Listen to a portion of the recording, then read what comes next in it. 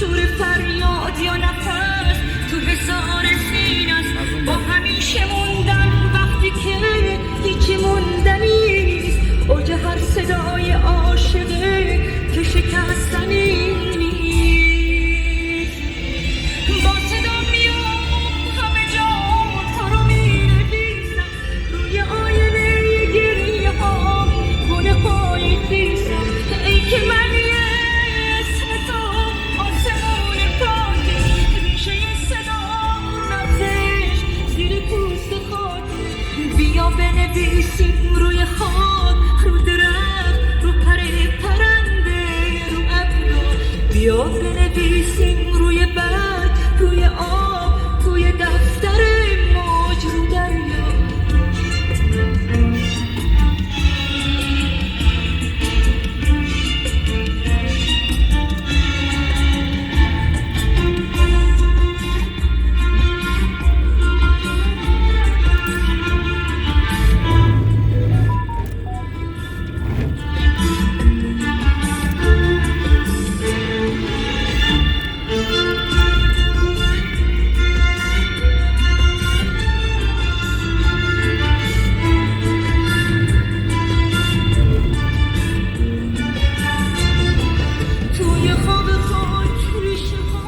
سلام، وقتتون بخیر دوستان گلم.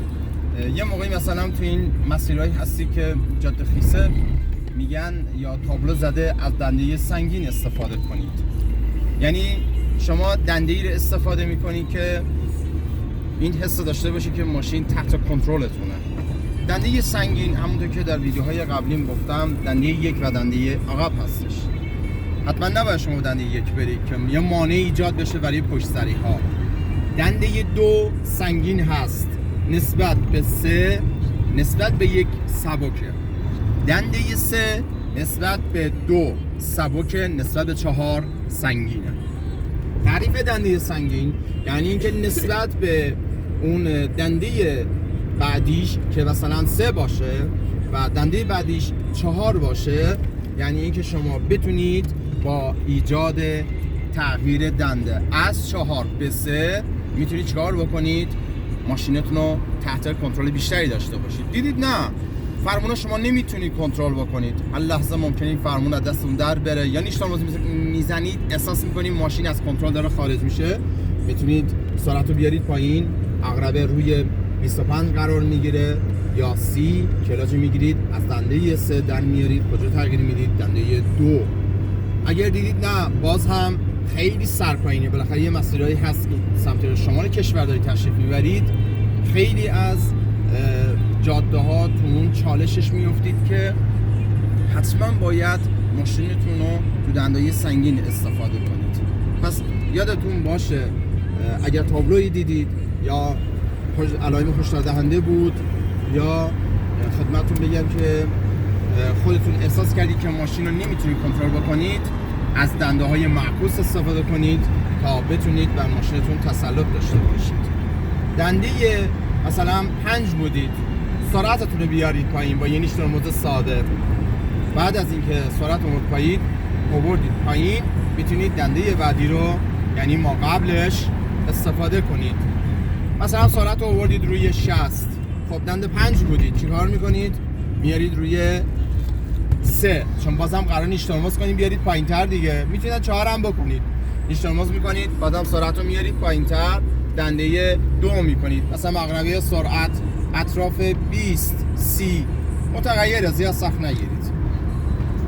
خب دوستان گلم، متشکرم که ما رو دنبال میکنید. این هم یه چالش رانندگی بود، خواستم به دوستانی که مسیرشون به سمت شمال کشور میفته بهره لازم رو تو این مسیری که دقزنده هست، یعنی جاده خیسه و لاستیک شما استکاک لازم رو به سطح جاده ممکنه نداشته باشه و ماشین شما سر بخوره و یه مقدار انحرافی پیدا بکنه که این انحرافی به تصادف هم منجر میشه.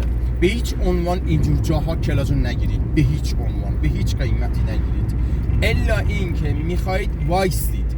اونم اگر میخواید وایستید نیش ترمز رو تا حدی ببرید که موتور احساس میکنید در وضعیت خاموش داره قرار میگیره. حتما این کار بکنید. ممکنه با رویه‌ای که من دارم میگم خصوصتون افتاد دوست داشتید یه بار تست بکنید، بذار ماشینتون دوبار خاموش کنه، هیچ ایرادی نداره، تسلط ماشین دستتون میاد، نگران نباشید. بهتون قول میدم که یا کنید من فقط با نیش ترمز کنترل میکنم. این نیش ترمز هم به اندازه است. مثلا دوستان من میگن نیش ترمز رو چقدر ببریم پایین. حد و اندازه بردن پایین پدال ترمز بستگی به اینه که شما با آسفالت نگاه میکنید چقدر سرعت رو بیارید پایین. مثلا من این نیش ترمز میزنم نگاه کنید سرعت میاد پایین. البته این با آینه بالا سرم نگاه میکنم که پشت سرم در چه وضعیتی. گرچه اگر پشت سری زد خودش مقصره. این مهارت رانندگی منه که پشت سری رو دریابم. پس خیلی از بچه‌ها رو میبینم یه دفعه همینجوری بالا سرشون نگاه میکنن، آی به من نزنه، آی به من نزنه. نه، شما رانندگی رو انجام بده. ما فقط میگیم که مهارت رو داشته باشید.